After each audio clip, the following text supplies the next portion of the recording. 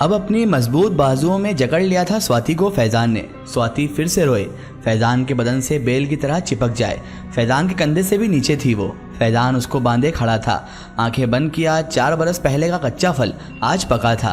हैजा और अशुफा चली गई थी। अब ना रो सुरभि, हमारी जान जाती है, बोला वो, और ना मानी फिर भी स्वाति। उसकी जान लेने पर आमादा है वो बार बार समझाए बुझाए ना माने। वो तो रोने लगी और चिपक गई कस के, और कस दे उसे फैजान को। और नज़ारा बदला। ये एक खूबसूरत पहाड़ी थी, झरने बह रहे थे, खुशबू ही खुशबू फैली हुई थी, तितलियां उड़ रही थी। और तब अचानक स्वाति थोड़ा दूर हटी उससे और उसके सीने से। मुस्कुराया फैजान। स्वाति ने उसकी आंखों में झांका गहराई तक। हमारी स्वाति, वो अचानक से बोला, और ना रोक पाया अपने आप को। लगा लिया उसने फिर से स्वाति को गले, और जब हटाया तो फिर से देखा उसे। हम एहसानमंद हुए आपके स्वाति। स्वाति सुनने लगी और कहने लगी, ऐसा कुछ नहीं है, आपकी मोहब्बत के हम एहसानमंद हो गए हैं आज फैजान। और तभी स्वाति का हाथ उसने पकड़ा और हाथ चूम लिया स्वाति का फैजान ने। स्वाति के बदन में अंगार फूट पड़े थे, आंखें बंद हुई खुली जब फैजान ने उसका माथा चूमा। फिर से फैजान बोला, स्वाति ने उसे देखा, हमने इंतजार किया आपका। स्वाति उसकी बात सुनकर जरा सा मुस्कुराई। इतना ही बहुत था फैजान के लिए। आइए स्वाति, वो बोला और उसको साथ ले गया। जैसे ही पलटा, सामने एक खूबसूरत इमारत थी, बेहतरीन और चमकीले नीले रंग से तामीर हुई थी। धूप पड़ती उस पर और आसपास सारा और सब कुछ नीले रंग से झिलमिला रहा था। आइए, वो बोला और ले चला उसको अपने संग, उसी चाल से जिस चाल से स्वाति चल रही थी। वो ले चला स्वाति का हाथ पकड़े अंदर। पीछे पीछे हैजा और अशुफा भी चली आई थी। वो एक कक्ष में आए। ऐसा कक्ष तो उसने कभी नहीं देखा था, देखना छोड़िए सुना भी नहीं था। ऐसा आलीशान था वो कक्ष। काले रंग का एक मोटा सा कालीन बिछा था उसमें पीले रंग के धागों से फूल सुराही और बेल बूटे बने थे। 2 पलंग पड़े हुए थे वहां पर, सुनहरी पलंग थे। सुनहरी बड़ी बड़ी चादरें पड़ी थी उन दीवारों पर। सोने का जैसे मुलम्मा चढ़ा हुआ था, उस मुलम्मे पर पच्चीकारी की गई थी। चित्र से उकेरे गए थे बाग, नदी और पहाड़ों के बड़ी बड़ी आकृतियां उस दीवार पर बनी हुई थी। कुर्सियां बड़ी बड़ी पड़ी थी वहां पर, सोने की हो जैसे। लाल रंग की गद्दियां पड़ी थी, उन पर मेज रखी थी, हर कोने में एक, और कुल 4 थी वो। उस कक्ष में से 2 रास्ते और जाते थे। आगे छत पर झाड़ फानूस टंगे थे, उनमें भी सोना लगा हुआ था। रतन जड़े गए थे, बड़े बड़े सुनहरी पर्दे लगे थे, उन पर काले रंग की लकीरें भी थी। तभी स्वाति को एक पलंग के पास लेकर आया फैजान। वो पलंग ऊंचा था, स्वाति बैठ ना सकती थी उस पर। आइए स्वाति, वो बोला और उसको उठाकर उसने उस बेड पर बिठा दिया और खुद साथ वाली बड़ी कुर्सी पर बैठ गया। हैजा खाने का इंतजाम कीजिए, फैजान ने कहा। दोनों ही बोली और दोनों ही चल गईं, यानी कि अशुफा और हैजा। जब चली गईं तो फैजान ने अपने कुर्ते की जेब से कुछ निकाला, बढ़ाया आगे हाथ अपना और फिर कहा, स्वाति हाथ दीजिए अपना। स्वाति ने आगे हाथ कर दिया अपना। उसने अपना हाथ रखा उसके हाथ में और रख दिया कुछ। देखा स्वाति ने, ये एक सोने की जंजीर थी, बीच में एक बड़ा सा हीरा जड़ा था, गुलाबी रंग का। पहन लीजिए, आपके लिए ही रखा था हमने संभाल कर, वो मुस्कुराते हुए बोला। अपने हाथ में ही रखे रही उसे, वो ना पहना उसने। तभी फैजान ने फिर से कहा, पहन लीजिए, हम देखना चाहते हैं कि आपको ये कैसा लगता है। इल्तिजा थी उस सवाल में और एक ख्वाहिश भी थी दबी हुई सी। उस सवाल में सब कुछ था, लेकिन पहना नहीं अभी तक स्वाति ने। उठा फैजान, लिया हाथ से उसके और खुद अपने हाथों से पहना दिया स्वाति को। जैसे ही पहनाया वो देखता रह गया उसे और स्वाति को। लेकिन स्वाति तो उस पल हया के चिलमन में जा छिपी। स्वाति बेहद सुंदर हो आप, बेहद सुंदर, वो बोला। स्वाति कुछ ना बोली, बस अपनी उंगलियों से उस हीरे को छूते रही। स्वाति, हमें फरेब पसंद नहीं, हम फरेब नहीं करते, आपसे कुछ ना छिपाएंगे। आपने अपनी मोहब्बत से नवाजा है हमें, हम आपके एहसानमंद हैं, छिपाना मुमकिन भी नहीं है। हम बताते हैं आपको सब चीज़ें, फिर आपकी मर्जी स्वाति, जैसा चाहो जो चाहो आपकी मर्जी। हम आपसे कभी ऊंची जुबान में भी बात नहीं कर सकते, आपके साथ कोई ज़बरदस्ती नहीं है स्वाति, हम बताते हैं, वो बोला और अचानक खड़ा हो गया। आया पलंग तक, देखा स्वाति की आंखों में एक डर सा साफ झलक रहा था। स्वाति की आंखों में, हम यहाँ बैठ जाएं, आपकी इजाज़त हो तो, वो बोला। तो इस सवाल से मुस्कुरा पड़ी स्वाति।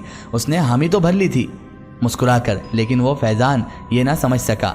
आंखों में डर लिए सहमा सा वो फैजान वहीं पर खड़ा रहा कुछ देर हुई तो पीछे से ही वापस जैसे लौटने लगा। स्वाति ने कुर्ता पकड़ लिया। बैठिए आप यहीं पर, स्वाति बोली।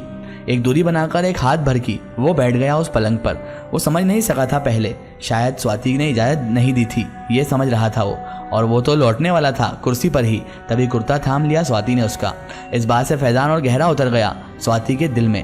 और तब फैज़ान ने उसे डरते सहमते लरसते सब बता दिया अपने बारे में, अशूफ़ा के बारे में, हैज़ा के बारे में। स्वाति सच में कुछ न समझी, उसे एतबार ना हुआ। उसने कहा, हम आपके लिए जैसे आज हैं वैसे ही रहेंगे स्वाति। तो वो बोला तो कांपती हुई आवाज़ में स्वाति उसे गौर से देख रही थी और फैज़ान डरा हुआ था। हम खुद कभी नहीं आएंगे आपके पास, चाहे हम तड़प उठें, जब तक आप नहीं बुलाएंगी हम नहीं आएंगे आपके पास। ये कॉल भी देते हैं आपको, वो बोला और सहम रहा था, डर रहा था कि ना जाने कब मना कर दे स्वाति।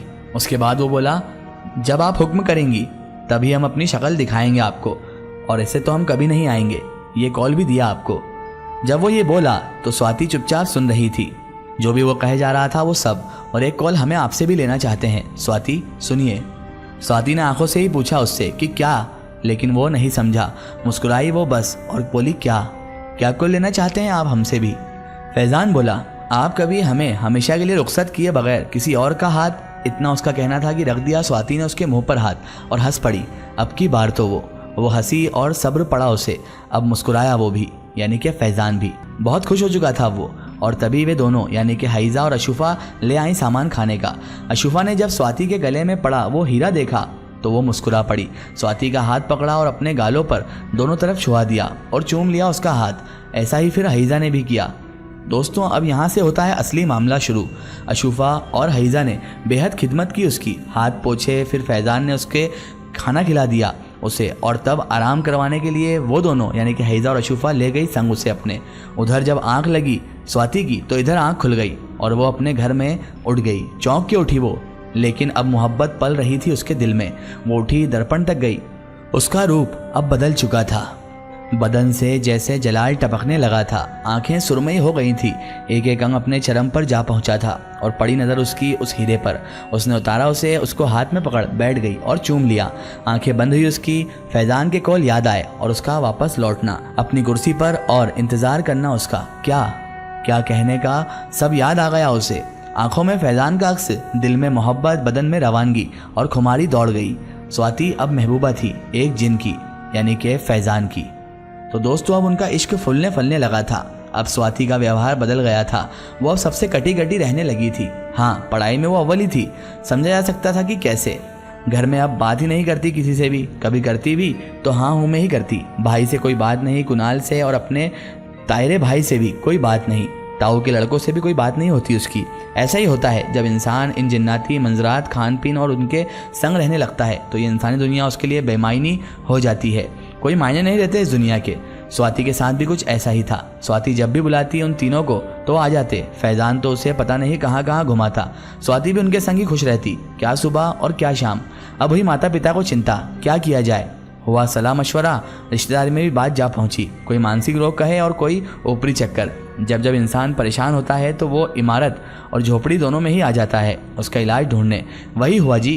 वे उसको मानसिक चिकित्सक के पास ले जाते तो स्वाति उसको ही यह एहसास करवा देती कि उसकी पढ़ाई कम है। कई चिकित्सक दांतों तले उंगलियां दबा बैठे। अब क्या करें, झाड़ फूक करवाएं। ये भी आजमाया तो साहब एक भगत के बारे में पता चला।